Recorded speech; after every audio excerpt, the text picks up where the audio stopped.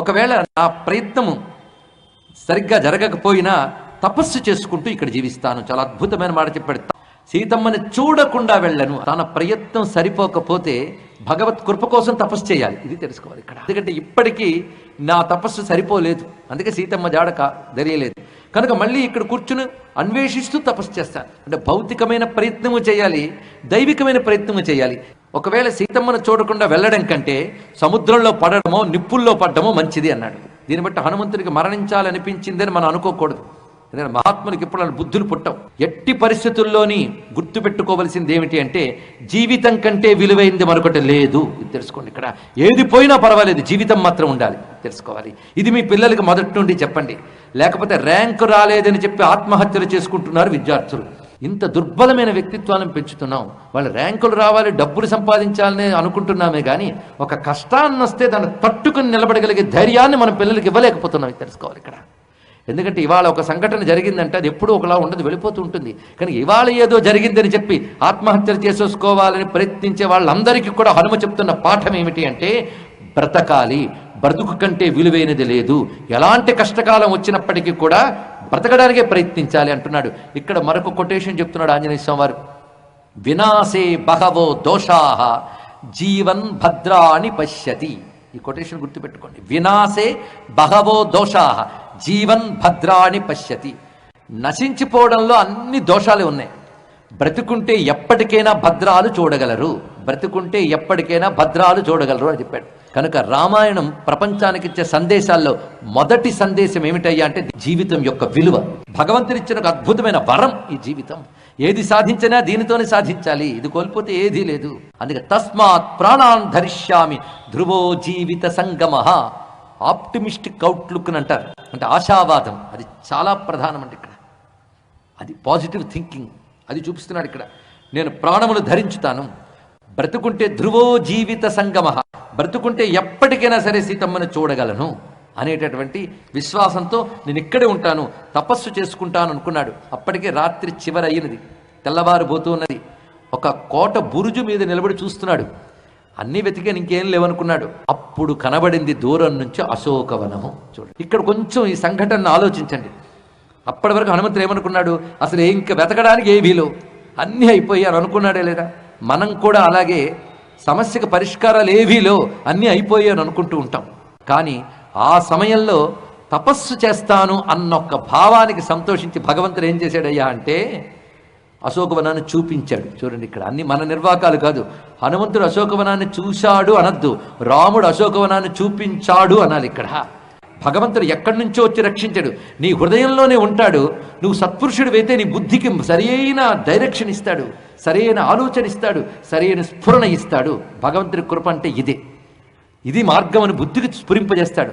ఆ సమయంలో హనుమంతుని హృదయంలో ఉన్నటువంటి రామచంద్రమూర్తి హనుమంతుడికి చూపించాడు. ఇది తెలుసుకోవాల్సిందే. అందుకే ఎవరైతే ఎప్పుడు భగవంతుని హృదయంలో ధ్యానిస్తారో వారికి ఆపత్కాలంలో కూడా సరైన పరిష్కారం భగవంతుడే చూపిస్తాడని దీన్ని బట్టి తెలుసుకోవాలి. ఇక్కడ ఆంజనేయ స్వామికి వెంటనే అశోకవనం కనబడింది. అప్పుడు అనుకున్నాడు, అన్నీ వెతికాను అనుకున్నానే, ఇంకా వెతకాల్సింది ఏమీ లేదనుకున్నానే, ఇప్పుడు ఇది ఎలా కనబడింది? ఎలా దీన్ని చూడకుండా ఉన్నాను ఇంతవరకు, ఎలా చూడకుండా ఉన్నాను దీన్ని? ఏదో ఆశ్చర్యం అని ఒక్కసారి ఇది ఎవరి వల్ల చూడగలిగానో వెంటనే తెలిసింది ఆయనకి. వెంటనే రామచంద్రమూర్తికి నమస్కారం చేసుకుంటున్నాడు. చూడండి, మనందరం హనుమకు దండం పెడతాం, హనుమంతుడు రాముడికి దండం పెడతాడు. దండం పెట్టుకుంటున్నాడు. ఇప్పుడు దిగాడు ఆ కోట బురుజులోంచి, దిగి అశోకవనం వైపు వెళ్ళబోతున్నాడు. ఈ వెళ్ళబోతున్న ఆంజనేయ స్వామి వారిని అక్కడ ఆకాశంలో వాయుమండలంలో ఉన్న దేవతలు నమస్కారం చేస్తున్నారు. మనము నమస్కారం చేద్దాం. ఒకవైపు భగవంతుడైన రాముని ప్రేరణ మేరకు, సీతమ్మ అనుగ్రహం మేరకు వెళ్ళగలుగుతున్నాడు. ఎందుకంటే సీతమ్మని నేను చూశాను అనడం కాదు, సీతమ్మ నాకు దర్శనమివ్వాలి అనుకున్నాడు. చూడండి ఇక్కడ గొప్ప విషయం. ఇక్కడ ఆ తల్లి అనుగ్రహించాలి. కనుకనే నేను వెతికాను, నేను వెతుకుతున్నాను అన్నంతసేపు కనబడిన అశోకవనం తపస్సు చేసుకుంటానంటే కనబడింది ఇక్కడ. ఇదేదో గొప్ప విషయం అనుకుంటూ వెళుతున్నాడు. ఈ హనుమ పేరు ఆపదుద్ధారక హనుమంతుడు. మనం చెప్పుకున్నాంగా సుందరకాండలో 32 రకాల ఆంజనేయులు ఉన్నారని. ఒక్కొక్క చోట ఒక్కొక్క హనుమంతుడు కనబడతాడు. ఆ సన్నివేశం కానీ శ్రద్ధగా వింటే ఆ సన్నివేశ ఫలం ఏంటి అంటే మనకు ఆపదల నుంచి బయటపడతాం.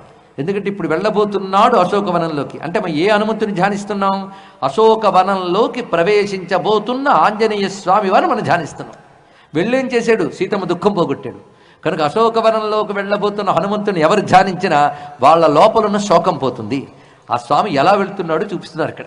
రామచంద్రమూర్తిని నమస్కారం చేసుకుంటూ ఉన్నాడు హృదయం దగ్గర, పైకి తోక ఎత్తి పెట్టుకు వెళ్తున్నాడు. ఇలా వెళుతున్న స్వామి పేరు ఆపదుద్ధారకుడు. హనుమ అశోకవనంలోకి ప్రవేశించాడు. అశోకవనం అంటే ఏదో చిన్న తోట కాదండి, చాలా విస్తారం, కొన్ని ఎకరాల విస్తారమైనటువంటి తోట. ఇప్పుడు అలాంటి ఉద్యానవనాలు భారతదేశంలో అరుదే, విదేశాల్లో ఉన్నాయి. చిత్రం అది. మన గ్రంథాల్లో చదివే మంచి మంచి విషయాలు మన దేశంలో కోల్పోతున్నాం. ఎంతో బాధాకరమైన అంశం. ఎందుకంటే హనుమ అశోకవనంలోకి ప్రవేశించాడు.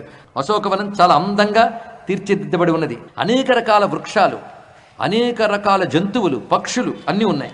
ఇదంతా చూస్తూ ఆంజనేయ స్వామి అనుకుంటున్నారు, చాలా గొప్పగా ఉంది అశోకవనం.